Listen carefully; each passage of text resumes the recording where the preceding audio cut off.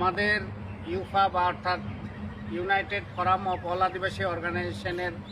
পক্ষ থেকে একটা জরুরি আমরা সভা ডেকেছিলাম এবং সেই সভাতে বেশ কিছু আমরা আজকে সিদ্ধান্ত গ্রহণ করেছি। সেই সিদ্ধান্তগুলো আপনাদের মিডিয়ার সাহায্যে আমরা একটু জানাতে চাই। আপনারা জানেন যে আমরা বিশেষ একটা ঘটনার পরম্পরায় অর্থাৎ ঘটনার পরিপ্রেক্ষিতে আমরা কিছুদিন আগে দেউচা পাচামিতে পরিদর্শনে গিয়েছিলাম এবং সেই পরিদর্শনে যাওয়ার পরে আমরা স্থানীয় কিছু মাঝি বাবাদের সঙ্গে কথা বলেছি এবং বলার পরে আমাদের কিছু আলোচনার বিষয় ছিল, তাই আজকে আমরা এখানে আলোচনা করতে এসেছিলাম। আলোচনায় বিভিন্ন ধরনের বিভিন্ন বিষয় নিয়ে হয়েছে, কিন্তু আমাদের কাছে কিছু লিখিত অথেন্টিকেশন যেগুলো আমরা বলি দেউচা পাচামি নিয়ে, সেটা আমাদের খুব জরুরি। তাই আগামী প্রথমে আমরা আদিবাসীদের সমস্যা নিয়ে টিএসি অর্থাৎ ট্রাইবাল অ্যাডভাইসারি কাউন্সিলের সঙ্গে দেখা করতে যাচ্ছি এবং তারপরে আমরা মাননীয় মুখ্যমন্ত্রী মমতা বন্দ্যোপাধ্যায়ের সাথে আমরা গোটা পশ্চিমবঙ্গের যে সমস্যাগুলো সেই সমস্যা নিয়ে দেখা করব এবং এছাড়াও আমরা এটা ঠিক করেছি, যদি মুখ্যমন্ত্রী মাননীয়ার সঙ্গে আলাপ আলোচনার পরে আমাদের কিছু দাবি দাওয়া যেগুলো থাকবে সেই দাবি দাওয়াগুলো যদি পূরণ না হয় তাহলে আগামী নভেম্বর কিংবা ডিসেম্বর, আমরা মূলত নভেম্বরে টার্গেট করেছি, প্রথম সপ্তাহে আমরা কলকাতাতে একটা বড় আকারে একটা জমায়েত আমরা করব।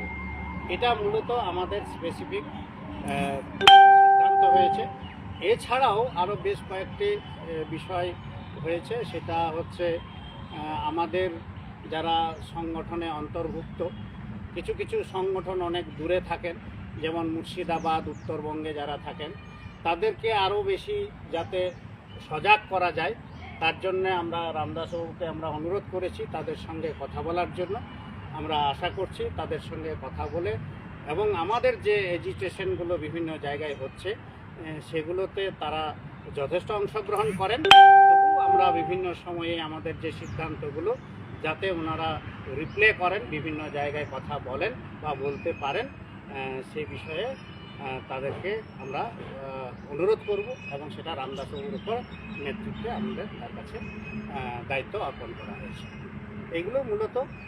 আরেকটা ছিল ওই ইয়েতে ওই যেটা ছিল আমাদের, আপনারা জানেন সোশ্যাল মিডিয়াতেও প্রচার হয়েছে যে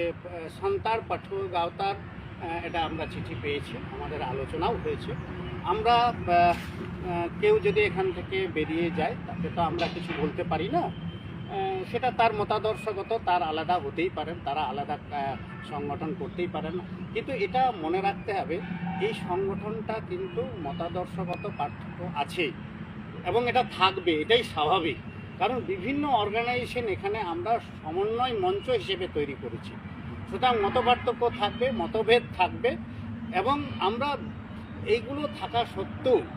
বা আদর্শগত পার্থক্য থাকবে তা সত্ত্বেও আমরা একটা মহৎ উদ্দেশ্যে, বিশেষ করে জাতীয় যে স্বার্থগুলো রয়েছে তার স্বার্থে কিন্তু আমরা এক জায়গায় জড়ো হয়েছি। আমরা আশা করব আগামী দিনে